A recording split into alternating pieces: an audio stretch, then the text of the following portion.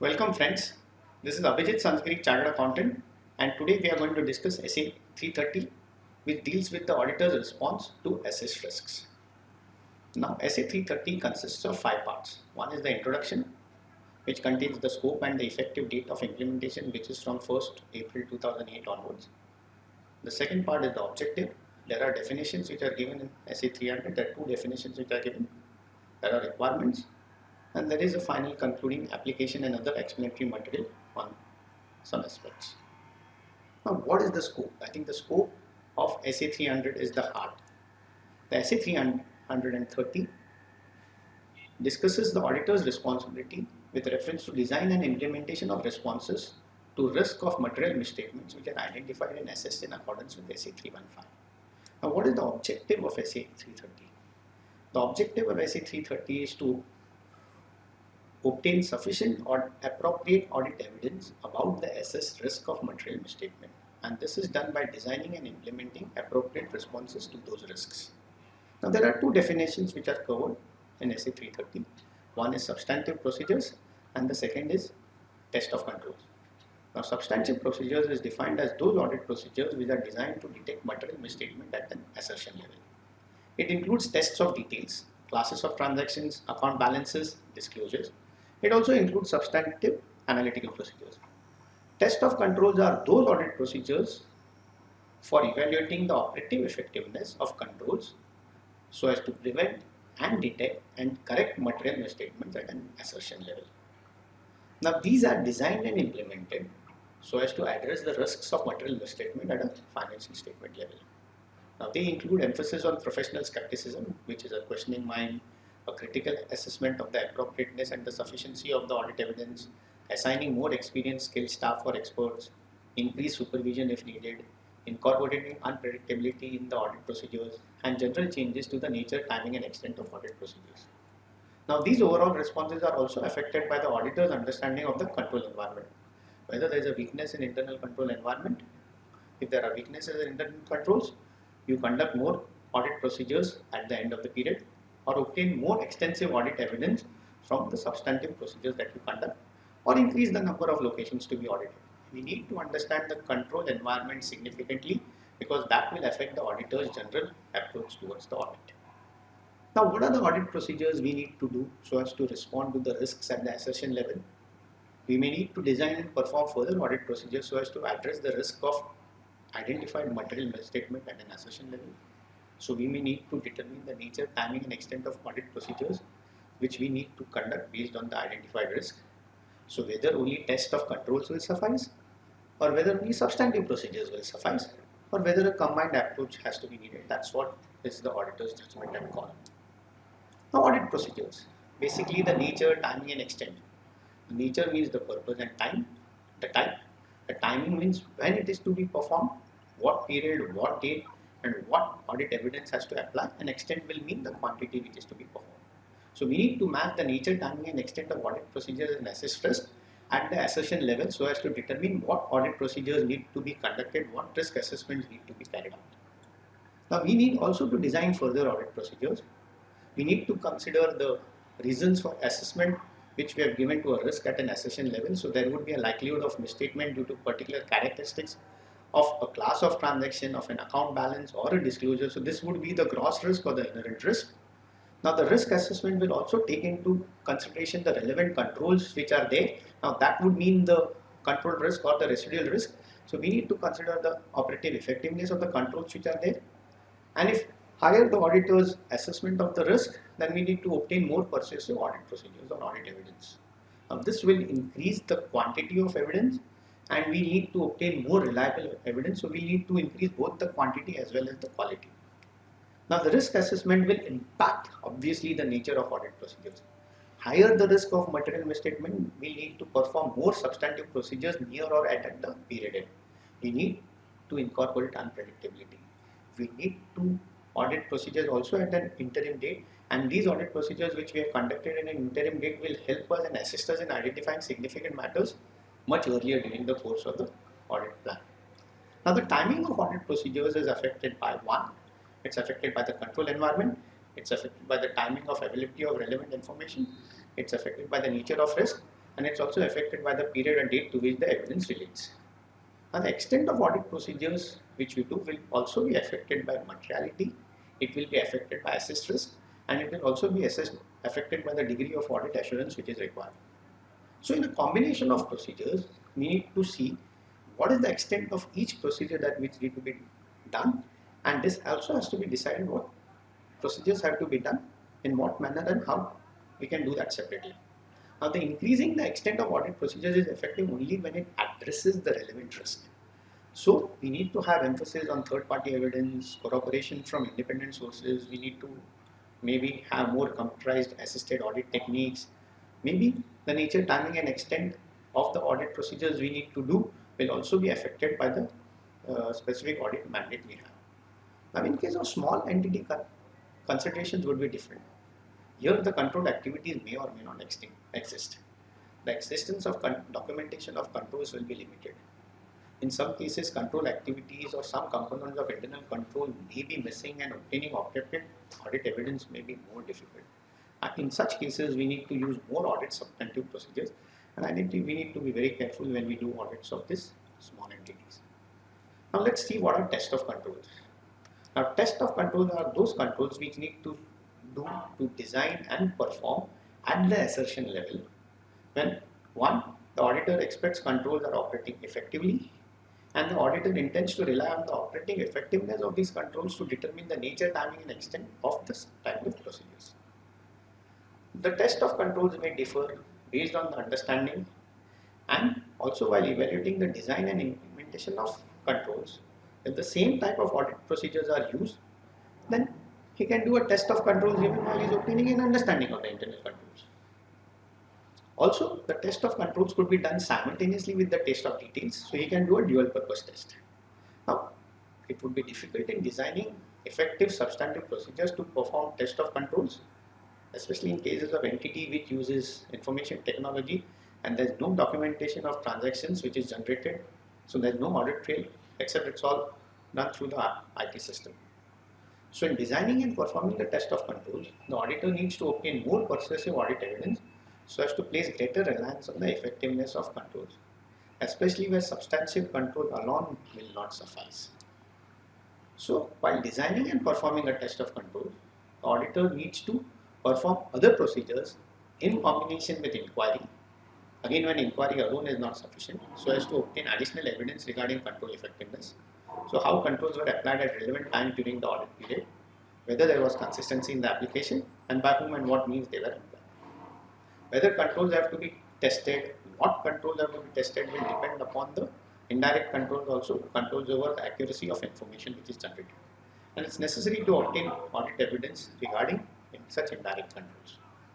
The factors to be considered for test of controls is the frequency by which the control is performed by the entity during the period, the length of time during the audit period, and for which we need to keep reliance on this control as a measure of effectiveness, the expected rate of deviation from the control, the relevance and reliability of audit evidence at the assertion level, and the extent to which audit evidence is obtained from tests of other controls related to the assertion.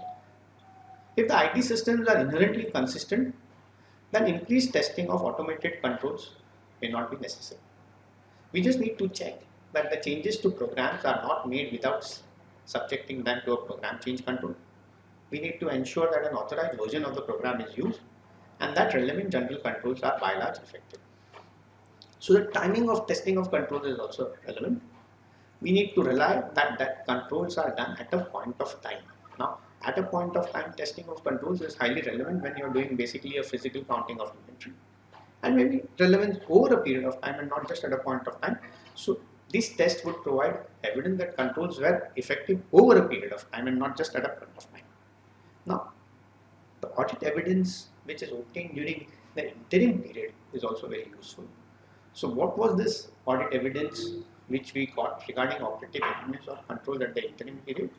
We need to obtain evidence regarding significant changes to these controls subsequent to the interim period, and then we need to determine whether we need any additional audit evidence for the remaining period. So the factors to be considered in these cases are significance of the assessed risk of material misstatements at the assertion level, the specific controls tested during the interim period, and subsequent significant changes of any degree of audit evidence with respect to the operative effectiveness, the control environment, the length of the remaining period, and we may need to test entities monitoring of controls for the remaining period.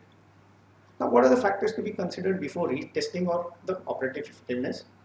One is the risk from control characteristics, whether it's manual or automated, the effectiveness of general IT controls, the effectiveness of application controls, whether lack of change in a control possesses a risk, and the risks of material misstatement and the extent of reliance on controls. And we need to see also the control environment and the entities monitoring of control and the entities risk assessment procedures which are performed. So before using the evidence from the previous audit, we need to establish continuous relevance of that evidence. We need to understand changes in relevant controls affecting relevance of this audit evidence before by performing inquiry, observation, inspection. If there is no change, maybe we can test controls at least once, maybe in every third audit, and test some controls in each audit so as to provide corroborative evidence about the continuing effectiveness of the audit.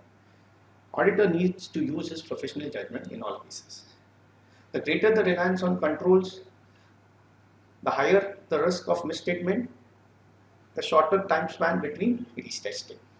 So you'll have cases where there's a weak control environment, weak monitoring of control, there are significant manual elements in relevant controls, there have been various changes that would affect the application of controls, there will be changing circumstances indicating need for change in control, there will be general weak IT controls. In such cases, the time span to retest controls will be much shorter. So controls over a significant risk should definitely be tested in the current period. I repeat, controls over significant risk should be tested in the current period. So one is evaluating whether material misstatement detected by substantive procedures indicate whether the controls are working or not working effectively. And non-detection of misstatement is not an evidence that relevant controls are effective. Now, if there are deviations from controls which are inevitable, we need to make specific inquiries to understand the matter and potential consequences and determine if test of controls are necessary. They provide appropriate basis for reliance on controls, and we need to compare the detected rate of deviation with the expected rate of deviation. Now, in substantive procedures, we need to assess whether one, we need to design and perform substantive procedures for each material class of transactions, account balances and disclosures. We need to consider whether external confirmation procedures are to be performed as substantive procedures. And we need to also see whether more substantive audit procedures could be used in case of large volumes of data that could tend to be unpredictable over time. So extent of substantive procedures may be increased if the results of test of controls are not satisfactory. So we need to see the nature of risk and the assertion that we need to make, whether that's relevant to the design of the test of details. And this designing of test of details has to be based on the sample size. Now, relating to the financial statement closing process, we need to agree, we need to reconcile the financial statements with the underlying accounting records. We need to examine all material journal vouchers and other adjustments which are made. We need to check the nature, timing and extent of journal vouchers and other adjustments which are needed to be made depending on the nature and complexity of the financial reporting process and the related risks of material mistake. Now, what are the responses to the significant risk? This substantive procedure should be specifically responsive to those significant risks, and this substantive procedure should include test of details. Now, the timing of substantive procedures, this could be one, it could be at an interim period, so we can cover the balances provided by substantive procedures combined with the test of control, and maybe we could use only substantive procedure. That could depend on the auditor's judgment.